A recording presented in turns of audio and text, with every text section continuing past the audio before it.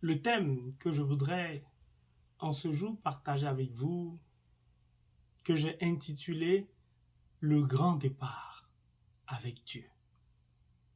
Le grand départ sous l'impulsion de l'appel de Dieu.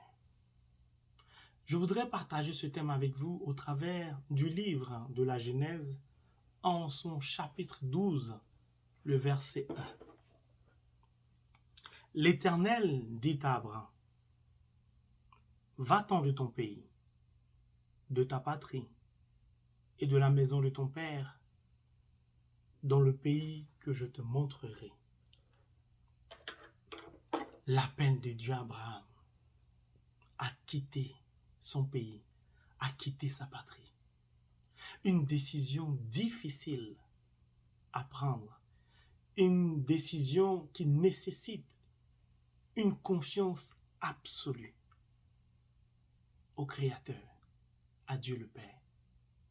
Et Abraham va prendre une décision radicale. Une décision, sinon la décision, l'une des décisions les plus importantes de sa vie, qui va bouleverser, qui va chambouler toute sa vie. Parfois, Dieu nous appelle à prendre des décisions importantes dans nos vies.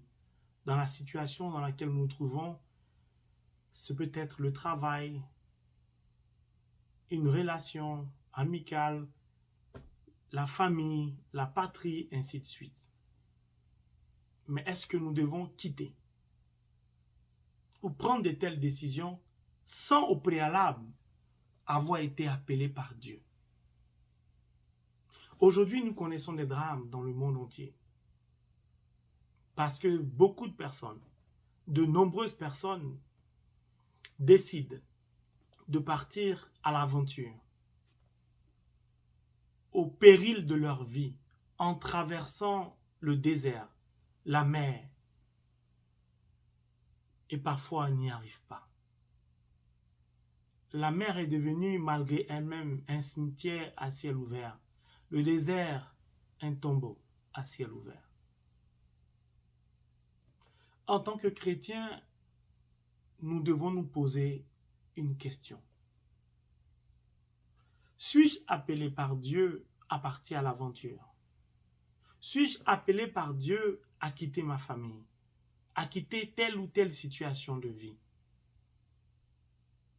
Cela nécessite au préalable une confiance aveugle comme celle de notre père Abraham dans la foi. Nous ne pouvons emprunter un chemin désertique sans savoir véritablement si c'est là ou là-bas que Dieu nous y attend. Des familles sont déchirées. Des douleurs inimaginables. Des êtres humains vendus comme au temps de l'esclavage. Je voudrais, mes frères et mes sœurs, que nous puissions réfléchir. Car beaucoup de jeunes partent de nos pays en Afrique à la recherche d'un jour meilleur, d'un lendemain meilleur. Je ne suis pas là pour juger tel ou tel. Je suis là simplement pour attirer l'attention de nous, les chrétiens. Nous devons être porteurs envers nos frères chrétiens ou païens qui décident d'emprunter de tels chemins de la parole de Dieu. Nous devons nous demander qu'est-ce que nous pouvons faire à notre niveau en tant que chrétiens? Quels conseils pouvons-nous donner à tous ceux qui décident de tenter l'aventure pour aller en Europe, en Amérique ou en Asie? Ou parfois, le désenchantement est réel, choqué, dès l'arrivée de constater que ce qu'ils avaient entendu, ce qu'ils avaient vu, n'était pas la réalité. Malheureusement, certaines personnes n'ont même pas le temps de réfléchir à cela parce qu'elles restent en chemin. Alors je voudrais, au travers de ce verset, si vous me le permettez, aborder certains aspects de notre vie quotidienne. Parfois, Dieu nous appelle à quitter telle personne, à quitter tel travail, à prendre des décisions importantes pour que nous puissions entrer dans notre bénédiction. Car lorsque Dieu nous appelle pas pour que nous puissions emprunter un chemin qui va nous conduire à notre perdition ou à la souffrance. Dieu qui nous a créés veut notre bonheur. Dieu nous appelle à emprunter un chemin qui va nous conduire à notre bonheur. Et parfois, quand bien même nous entendons l'appel de Dieu, nous décidons de dire oui à Dieu et d'emprunter ce chemin, nous avons toujours du mal à nous séparer, volontairement ou involontairement, de certaines personnes. Dans le cas d'Abraham ici, c'était son neveu Lot. Abraham a été appelé par Dieu et il a répondu oui, avec une confiance inimaginable, une confiance absolue, une foi inégalable en Dieu le Créateur. Mais Abraham est quelqu'un de gentil, Abraham est quelqu'un de bon. Parfois, la bonté de nos cœurs nous empêche de nous séparer de ce qui nous retient, de ce qui nous empêche d'emprunter le chemin que Dieu a tracé au devant de nous. Cet appel que nous avons entendu, pour lequel nous avons répondu oui à Dieu, mais nous laissons parfois certains événements de nos vies sur ce chemin-là nous retenir encore. Quitter sa patrie, quitter son pays, quitter la maison de son père n'est pas une décision facile à prendre. Mais Dieu, connaissant son dessein bienveillant pour nous, ses projets bienveillants pour nous, parfois obligé de nous interpeller d'une manière ou d'une autre. Comme le dit le prophète Isaïe, les chemins du Seigneur ne sont pas nos chemins. Les pensées du Seigneur ne sont pas nos pensées. Alors Dieu, ayant compris qu'Abraham avait du mal à se séparer de sa famille, particulièrement de Lot, va intervenir. Comme Dieu parfois intervient aussi dans nos vies, pour que nous puissions comprendre que nous avons besoin d'emprunter ce chemin seul et avec Dieu, avant de revenir à nos familles ou à nos relations amicales ou à autre chose. Et je voudrais que nous puissions partager ce paragraphe du livre de la Genèse en son chapitre 13, le verset 7 à 12, qui dit, et je cite, « Il y eut des disputes entre les bergers d'Abraham et ceux de Lot. Abraham dit à Lot, « Surtout qu'il n'y ait pas de querelle entre toi et moi, entre tes bergers et les miens, car nous sommes frères. » Parfois, le lien de fraternité, le lien familial, nous empêche de répondre oui à l'appel de Dieu. N'as-tu pas tout le pays devant toi? Sépare-toi donc de moi. Si tu vas à gauche, j'irai à droite. Si tu vas à droite, j'irai à gauche. Un homme rempli de sagesse, Abraham. Lot leva les yeux et il vit que toute la région du Jourdain était bien irriguée. Le regard du jeune qui recherche d'abord son intérêt personnel, qui regarde, mon Dieu. Avant que le Seigneur détruisît Sodome et Gomorrhe, elle était comme le jardin du Seigneur, comme le pays d'Égypte, quand on arrive au delta du Nil.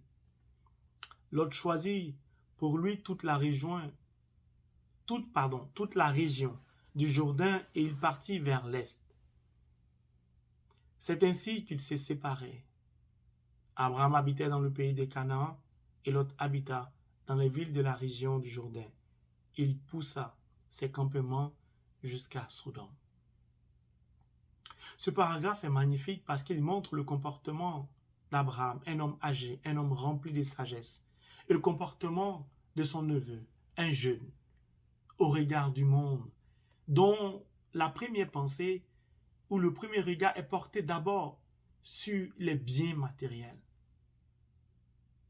Mais un homme avisé, un homme sage, laisse la place aux jeunes pour qu'ils puissent s'épargner. Abraham est digne d'être le père de la descendance que nous sommes.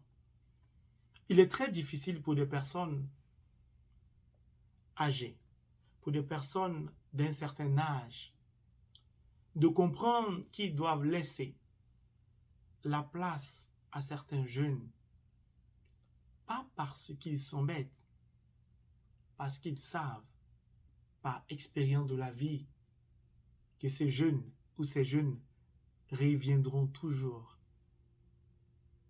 vers la source, vers l'âge ancien, c'est-à-dire vers la personne âgée pour demander conseil. En Afrique, on dit souvent un vieillard qui meurt comme une bibliothèque qui brûle.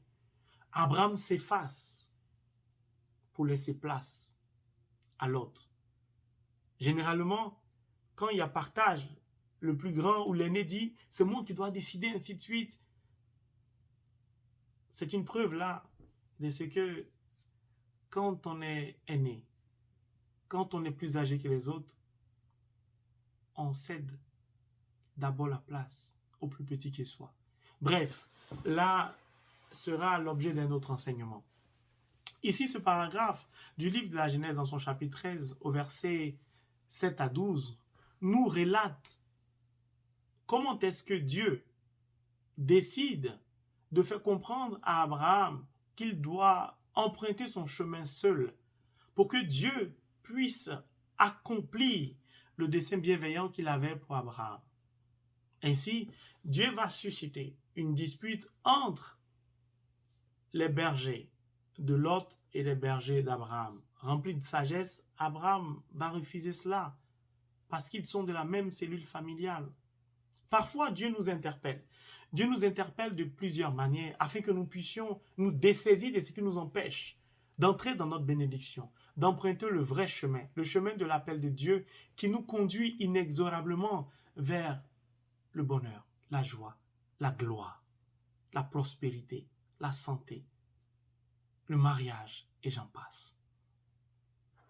Il est très difficile d'entendre parfois ou d'accepter de se séparer de ce qui nous est cher.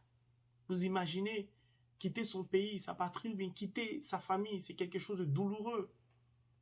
Ceux qui partent à l'aventure en mettant leur vie en péril dans le désert ou dans la mer prennent une décision très difficile, parfois une décision douloureuse. Mais nous, les chrétiens, nous ne devons plus emprunter ce genre de chemin sans au préalable avoir entendu la voix de Dieu. Car parfois, Dieu appelle certaines personnes à quitter leur pays d'origine pour aller dans tel ou tel autre pays, car c'est là-bas leur terre promise.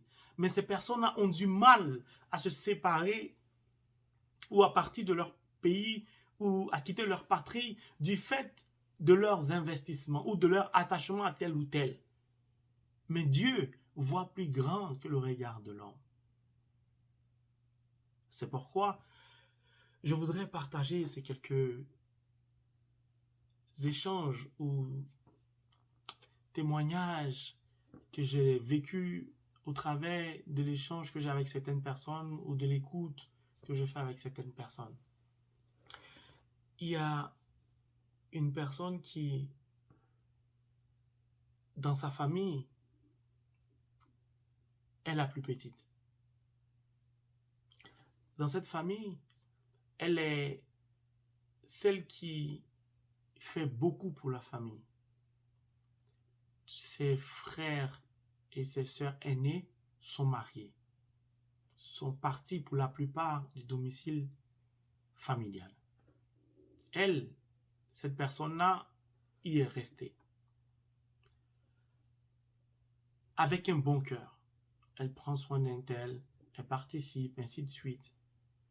Et de ce fait, elle n'arrive pas à rencontrer un homme. Ou quand elle rencontre un homme, la relation ne dure pas. Et un jour, lors de mon déplacement dans ce dit pays en Afrique de l'Ouest, j'ai rencontré cette personne qui est venue partager son expérience avec moi et nous avons échangé et nous avons prié. Et Dieu a révélé qu'elle doit se détacher de la cour familiale, autrement dit, qu'elle doit partir de la cour familiale. Si elle part de la cour familiale, elle va rencontrer un homme et elle va se marier. Elle était trop ancrée dans cette cour familiale, mettant ainsi tous ceux qui voulaient l'épouser en difficulté. Vous savez, parfois, dans certains pays africains, certains enfants sont considérés, excusez-moi de l'expression, entre guillemets, comme un olivier, une vache à lait. Et donc, quand elle rencontre cette personne-là, son partenaire, et qu'il essaie de l'enlever dans le cocon familial, la famille se dresse contre cette personne.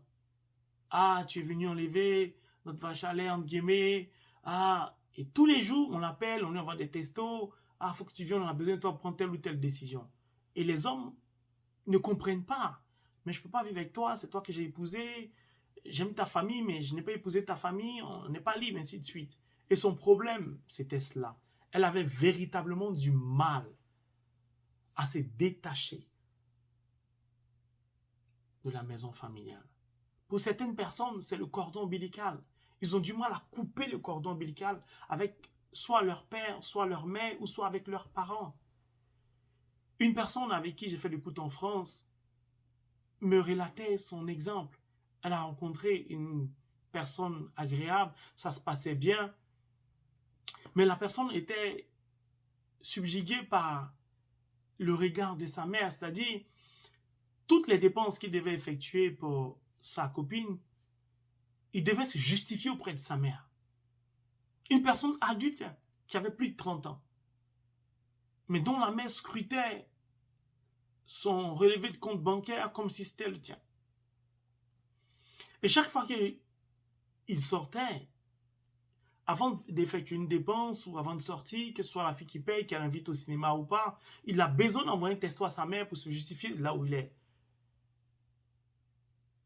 Et la relation n'a pas marché. Le problème, c'était ça. Il n'avait pas encore coupé le cordon ombilical avec sa mère. Un homme qui ne jure que par sa mère ou par son père, une femme qui ne jure que par son père ou par sa mère, aura du mal à se marier. Parce que l'homme ou la femme qui va épouser cette personne ne va pas se sentir à l'aise. C'est comme un ménage à trois. Une autre personne aussi, qui, la plus petite de sa famille, cette dame, se sentait obligée de rester auprès de sa mère, prenant ainsi une maison ou un appartement dans lequel elle pouvait vivre avec sa mère. Et chaque fois qu'elle rencontrait un homme qui voulait vivre avec elle, elle essayait de partir. Ses frères et ses sœurs lui disaient « Ah oui, mais si tu pars, maman va rester seule.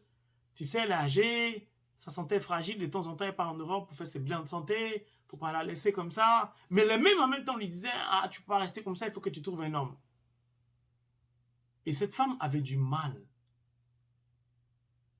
Et son âge n'arrêtait pas d'avancer. Parce qu'elle était prise entre sa mère et son désir de se marier. Elle pensait que si elle partait se marier, elle allait abandonner sa mère et elle culpabilisait. Et sa mère parfois lui disait « Oui, mais tu peux partir. Ah, mais quand elle part, sa mère l'appelle. Ah, mais tu n'as pas préparé pour moi. Ah, mais c'est ceci ou c'est cela. » Ou ses frères aînés ou ses sœurs aînées qui lui disent « Oui, mais tu es parti, maman, tu l'as laissé. » Et lorsqu'on a échangé, je lui ai dit « C'est bien, c'est gentil de ta part. Mais demande par exemple à une de tes sœurs aînées de venir habiter avec ta mère, de laisser son homme. » Elle dit oui, j'ai essayé. Elle a dit non, tu sais, moi je suis déjà mariée. Je dis, t'as vu? Il ne faudrait pas abandonner sa mère. Je déconseille cela. Mais vous ne pouvez pas sacrifier. Un enfant ne peut pas sacrifier sa vie au profit de sa mère qui est bien importante, qui est simplement avancée en âge et a les maladies de l'âge. Mais elle n'est pas grabataire, elle n'est pas mourante. Elle vit, elle se déplace, elle va en Europe, elle va ici, elle va là. Vous voyez? Donc parfois, certaines personnes sont retenues comme ça, volontairement ou involontairement, par la maison familiale. Mais Dieu m'a dit à Abraham, quitte ton pays, quitte ta patrie, mais quitte aussi la maison de ton père. Tu ne peux pas aspirer au mariage et tu es retenu par ta famille. C'est-à-dire par la cour familiale, par la maison familiale, ou par ton père ou par ta mère. Ça ne peut pas marcher. Des exemples, il y en a beaucoup. Il y a des gens qui ne peuvent pas se passer de leurs frères ou de leurs sœurs. Tout ce que vous leur dites, ils se sentent obligés de dire à leurs sœurs, ou ils se sentent obligés de dire à leurs frères, ou ils se sentent obligés de dire un tel ou un tel. Des exemples comme ça, j'en ai beaucoup. Dieu essaie parfois d'interpeller ces personnes en leur disant, quitte la relation que tu as avec ta sœur. Dieu ne dit pas de ne pas parler avec sa sœur. Dieu ne dit pas de ne plus parler avec vos familles. Il dit simplement, éloigne-toi pour un temps de ton frère, de ta sœur, de ton travail, de un tel ou tel. Éloigne-toi un peu pour que je puisse te parler et t'indiquer le chemin de ton salut. Puis, tu reviendras parler à ton frère, à ta sœur, à ta mère, ainsi de suite. C'est très important que nous comprenions que lorsque Dieu nous appelle à faire mouvement, à quitter la maison de notre Père, notre patrie, notre travail, c'est forcément pour nous bénir, c'est forcément pour nous bien. Dieu ne nous veut pas du mal. Cette dame qui, avec ses enfants, vit dans un appartement avec un homme depuis des années. Cet homme a une autre relation. Ne nous voilons pas la face. Je vous dis sincèrement la vérité. Cet homme est dans une autre relation avec une autre personne avec qui il vit dans un autre appartement. Et cette femme se convainc de ce que c'est son homme. Quand il ne rentre pas, c'est pour le travail. C'est-à-dire, elle-même, quand elle se met à prier, Dieu lui dit de partir. Elle se refuse à partir. Tout le monde lui dit de partir. Parfois, elle prend la décision de partir, mais elle rassemble du moins ses affaires, mais elle a du mal à partir. Elle est retenue. Je ne suis pas là pour juger un tel ou une telle. Je suis là simplement pour vous éclairer par la parole de Dieu. Vous devez avoir confiance en Dieu lorsqu'il vous demande. Quand vous êtes chrétien, ou bien vous êtes païen, vous décidez de vous engager dans la foi chrétienne, vous ne devez pas douter.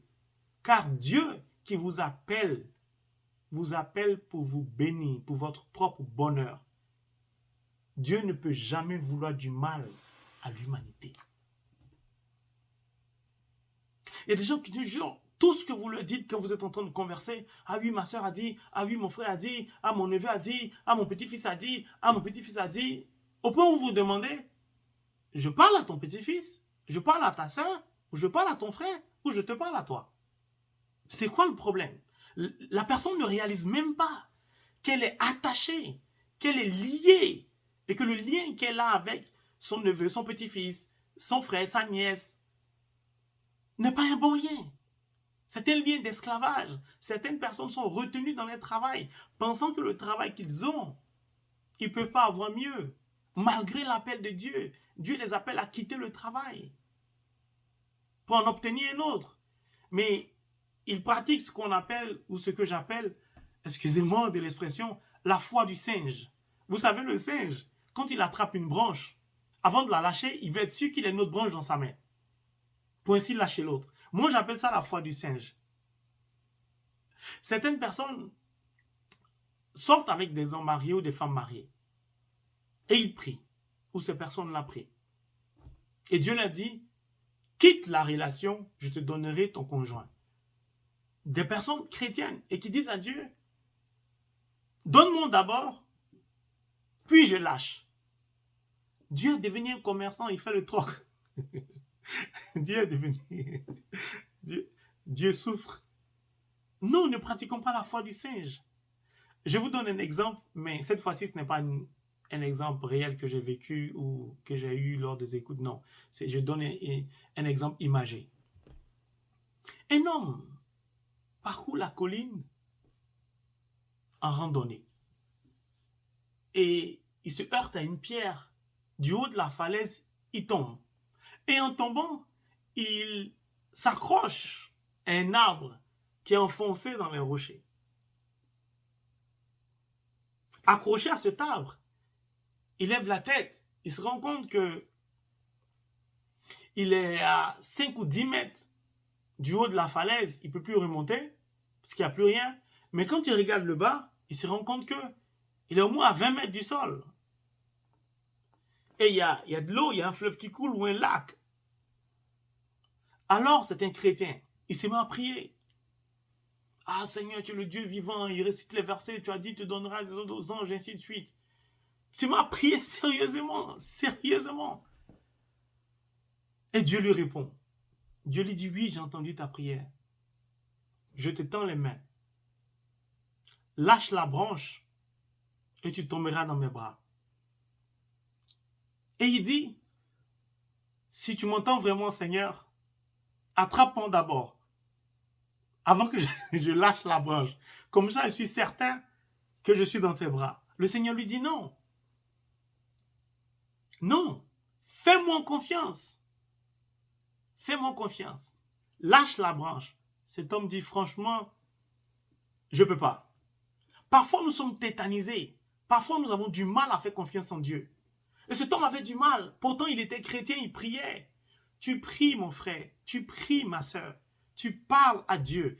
Et Dieu entend tes prières. Et Dieu te demande, fais-moi confiance. Lève-toi. Quitte la maison de ton père. Quitte ton pays. Et je te montrerai le chemin à suivre. Et cela devient un cauchemar très difficile. J'aime beaucoup cette image de cet homme qui a glissé de la falaise, qui a attrapé la branche. Parfois, certaines personnes se comportent comme ça, des chrétiens. Ah Seigneur, donne-moi un autre travail pour que je quitte le travail dans lequel je suis. Non, c'est une relation de confiance d'abord. Dieu n'appelle pas les gens au hasard. Dieu n'appelle pas les gens au hasard. Si tu écoutes cet enseignement, que tu te sens concerné, je t'invite à méditer l'appel de Dieu à Abraham. Tu ne peux pas être collé, ce n'est pas possible. Collé, tu ne juges que par ton frère, ou tu ne juges que par ta soeur, ou tu ne juges que par ton petit-fils ou ton neveu, tu ne juges que par ton ami. Dieu n'est pas contre l'amitié, mais au point où, sans ton ami, tu ne peux rien décider, tu n'as plus de vie. Dieu te demande, quitte cet ami-là. Il ne te demande pas de ne plus lui parler, il ne te demande pas de l'abandonner. Il dit, quitte-le, pour que je t'indique ton chemin à toi, pour que tu sois béni, et ensuite, tu reprendras, tu reviendras vers lui. Plus tard, on verra que Abraham a retrouvé Lot. Mieux, Abraham allait combattre avec Lot. Lorsqu'ils se sont séparés, ils se sont retrouvés après.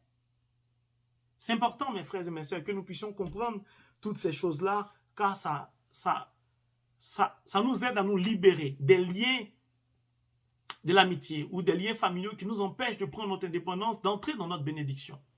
C'est très important. Cette dame qui a du mal à se détacher du cocon familial. C'est-à-dire, elle a eu un travail, elle a pris un appartement. Chaque jour, elle retourne dans sa famille pour les saluer. Elle y passe l'après-midi après le travail. Parfois, tard, elle dort là-bas. En fait, elle a pris un appartement dans lequel, sur 30 jours, elle ne dort que 2 fois.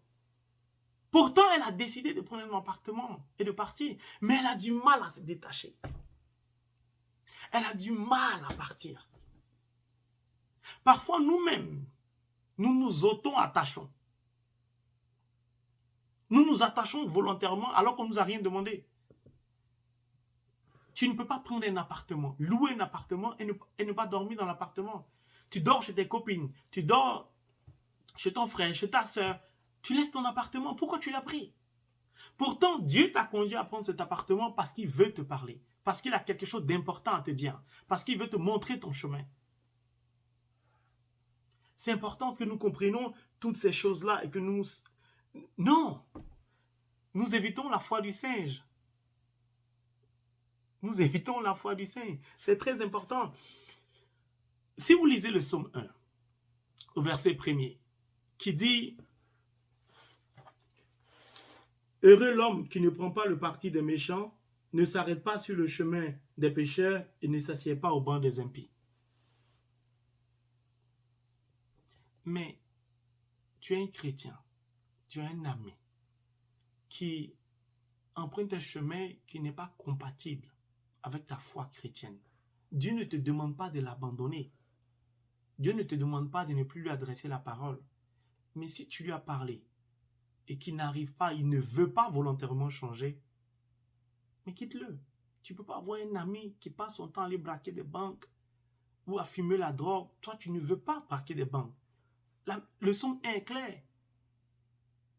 Si tu continues à marcher avec ce genre de personnes, tu vas finir par faire comme eux. Heureux l'homme qui ne prend pas le parti des méchants, ne s'arrête pas sur le chemin des pécheurs. Ne s'arrête pas sur le chemin des pécheurs et ne s'assied pas au banc des impies. C'est le psaume 1 qui dit, verset 1. Dieu ne nous demande pas d'être méchants. Non. Il a dit aux disciples. Il a dit aux disciples dans Matthieu, le chapitre 10. Il dit quoi? À partir du verset 11. Si vous entrez dans certaines villes pour aller prêcher, regardez d'abord qui est digne de vous recevoir. Celui qui ne vous accueille pas et vous rejette, retournez, secouez la poussière de vos pieds. Ne forcez pas. Vous essayez de raisonner quelqu'un, il ne comprend pas, quittez la personne. Quittez la personne. Dieu dit ne pas forcer. Tu vas chez ton frère ou chez ta soeur ou chez un tel ou une amie. Tu lui rends des services, mais la personne te méprise, la personne t'insulte, la personne ne te considère pas. Dieu te dit arrête.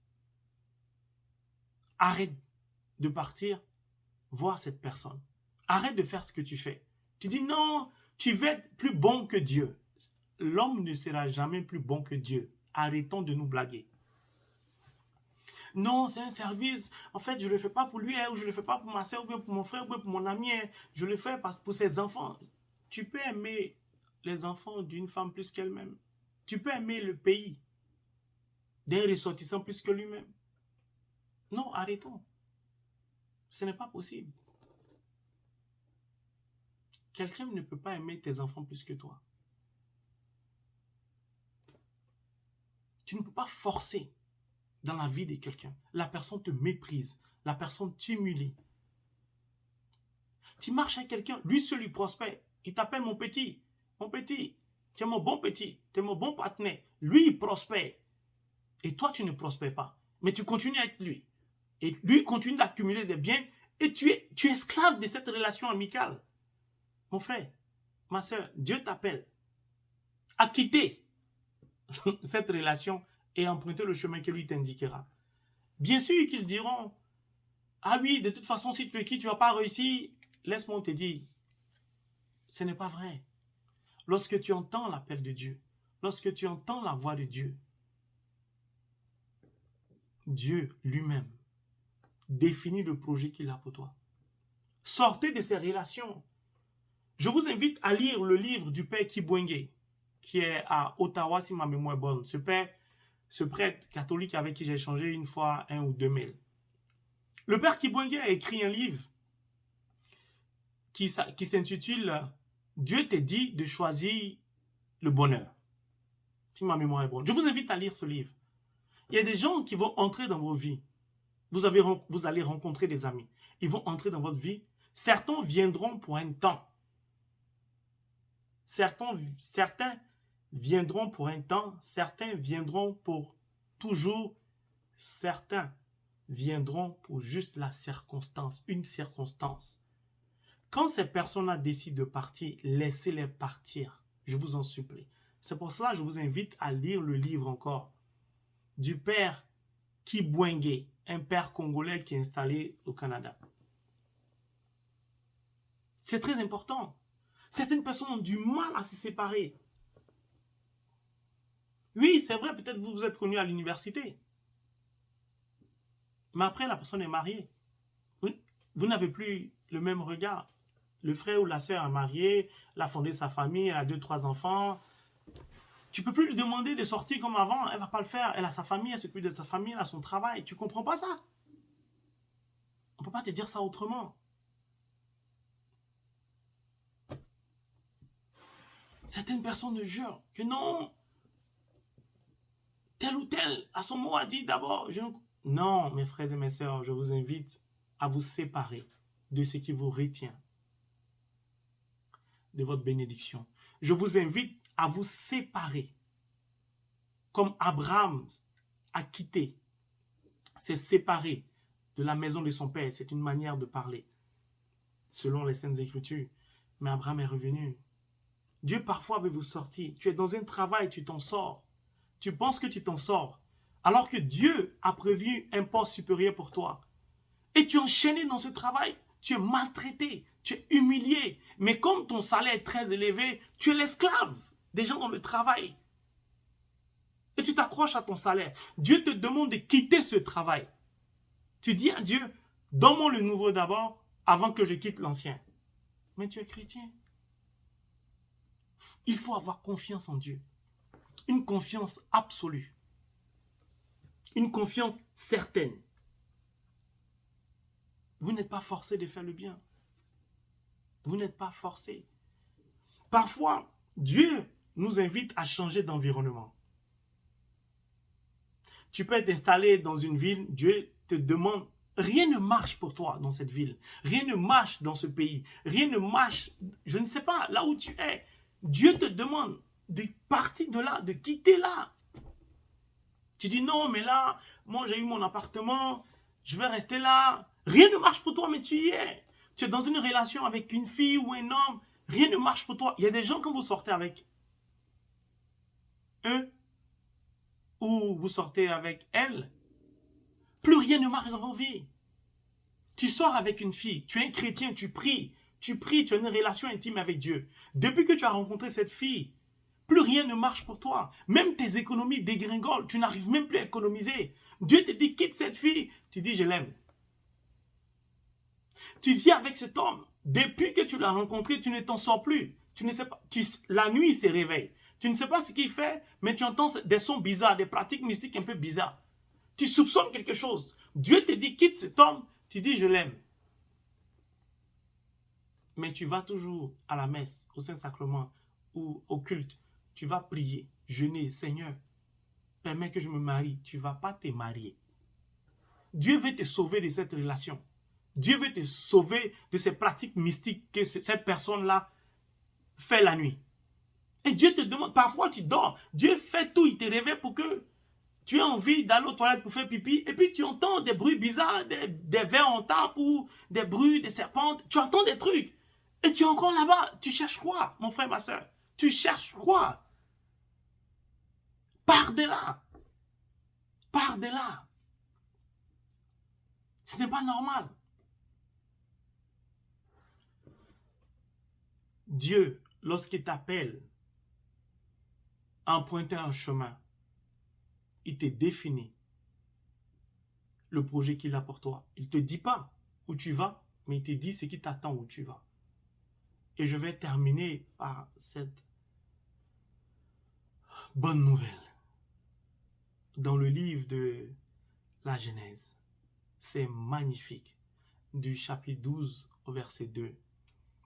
La bonne nouvelle, la parole de Dieu est une bonne nouvelle, car elle produit de la joie. Que nous dit la suite de ce verset? Genèse, chapitre 12, le verset 2. Je ferai de toi une grande nation, dit Dieu à Abraham. Je te bénirai, je rendrai ton nom grand, et tu seras une source de bénédiction. Dieu lui-même t'appelle à quitter tel ami, telle copine, telle soeur avec qui tu es lié, tel frère avec qui tu es lié, la maman avec qui tu ne peux rien faire sans elle, le père, ainsi de suite. La personne qui a une emprise sur toi, qui t'empêche d'évoluer. Tu es dans une relation avec quelqu'un. Il vit, je ne sais pas moi, en Asie, en Angleterre. Il vit au Canada, en France. Vous êtes dans la relation, ça fait 10 ans. Tu es assise au Cameroun. Et chaque 6 mois, il vient. Tu n'as ni permis, tu n'as ni terrain. Il ne construit rien pour toi. Il ne te donne pas l'argent pour faire un projet. Mais tout ce qui est téléphone portable, il te donne, il paye ton loyer et ça s'arrête là. Et tu penses que tu es heureuse. Ma soeur ou mon frère, Dieu t'appelle à être autonome. Dieu t'appelle à entrer dans ta bénédiction. Cet homme-là, il te fait peut-être du bien, c'est vrai, mais il te maintient esclave. Quand on aime une femme, on ne la laisse pas pendant 5 ans, 10 ans. On ne vient pas chaque 6 mois. On l'épouse et on reste au Cameroun où la fille part. J'ai pris un pays au hasard, excusez-moi. C'est cela, la parole de Dieu. Alors, toi qui prends la décision de dire oui à Dieu et de sortir de l'emprise de ta soeur, de ton frère, de ton pays, de ta patrie, de la maison familiale, de ton travail, ainsi de suite, Dieu te dit, je ferai de toi une grande nation. Je te bénirai. Proverbe 10, verset 22. C'est la bénédiction du Seigneur qui enrichit. Et le tourment n'y ajoute rien. Il dit à Abraham, je te bénirai. Il fait une promesse à Abraham parce que Abraham a accepté de partir. Je te bénirai. Je rendrai grand ton nom. Et tu seras une source de bénédiction. Mon frère, ma soeur, lorsque Dieu t'appelle à quitter ta patrie, à quitter ton pays, à quitter la maison de ton père, à quitter ton travail, à quitter telle ou telle situation de vie, telle difficulté, c'est parce que Dieu veut te bénir. C'est parce que Dieu veut rendre grand ton nom. C'est parce que Dieu veut faire de toi en retour une source de bénédiction pour ceux que tu as quittés. Abraham s'est séparé de Lot. Abraham, après, est devenu une source de bénédiction pour Lot. Il a volé à son secours. Dieu te demande de sortir de l'emprisonnement dans lequel tu es pour entrer dans ta bénédiction et dans ta grâce, mon frère, ma soeur. Cette personne à qui, après avoir prié pour elle, je lui ai dit, quitte ton appartement. Dieu te demande de quitter ton appartement. Et cette personne a quitté son appartement après, je ne sais pas, entre 10 ans ou 12 ans. Et aujourd'hui, je vous parle. Cette personne est une propriétaire. Elle ne loue plus un appartement. Elle a acheté sa maison. C'est ça l'appel de Dieu. Elle a entendu la voix de Dieu. Elle a dit oui, mais c'était difficile au début quand je lui parlais. Je lui ai dit, Seigneur t'appelle ta. Le frère ou la sœur avait du mal. Parfois, c'est difficile, je le reconnais. Mais quand on répond oui à l'appel de Dieu, en retour, Dieu nous bénit. Et lorsque Dieu nous bénit, Dieu fait de nous une source de bénédiction. Si je suis devant vous aujourd'hui, en train de vous parler de la parole de Dieu, c'est parce que, après tant d'hésitation, j'ai accepté de dire oui à Dieu. J'ai accepté de quitter ma patrie, de quitter la maison de mon père, de quitter telle ou telle amitié, de sortir de telle ou telle vie que je menais. Et Dieu m'a dit, je te bénirai. Je ferai de toi une source de bénédiction.